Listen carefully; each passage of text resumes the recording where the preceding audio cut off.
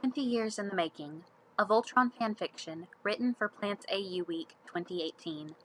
Comment, like, and subscribe for more fanfiction, or check me out on Tumblr and Archive of Our Own, links below. Hunk always cried at weddings, but he must have ruined a record number of handkerchiefs this time around. Not that anyone was surprised. His two best friends were the bride and groom, after all. He was incredibly grateful that Keith had been up there too. Aside from also being his very good friend, Keith had agreed to carry 2 more pockets worth of extra hankies, all of which were now saturated with tears and snot. Keith would forgive him eventually, but the bride and groom hadn't even noticed, wrapped up as they were in, getting married.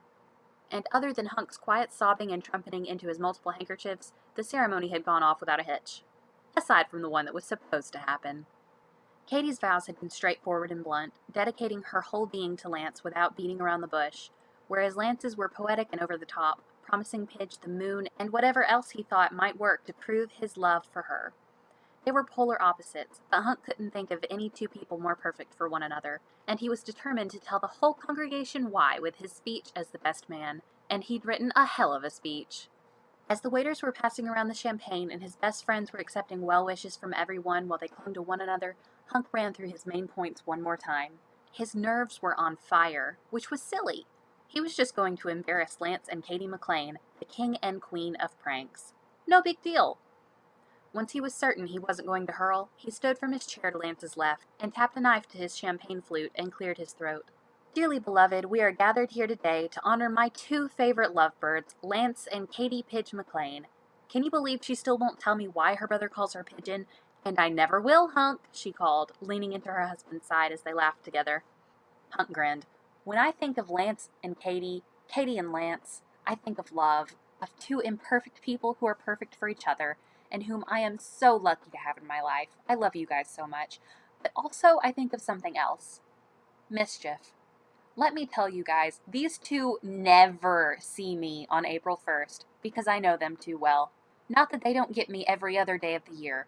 I mean, their bridal party proposals, every one of us schmucks you saw up front in the matching clothes, we got pranked so bad.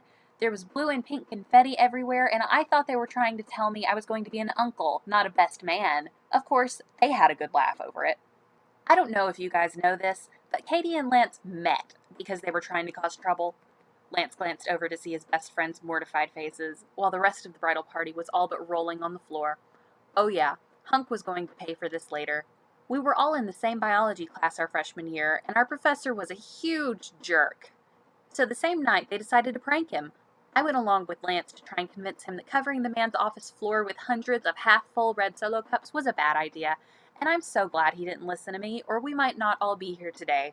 Also, Katie's plan to plaster the office with dick pics was a whole lot funnier. Hey, but the funniest thing to me is that that's just the first time they remember meeting. No, it wasn't a frat party or anything to do with alcohol. See, it turns out they've been partners in crime since they were 4 and 6 years old. I have the police report right here, he said, brandishing an elegant frame.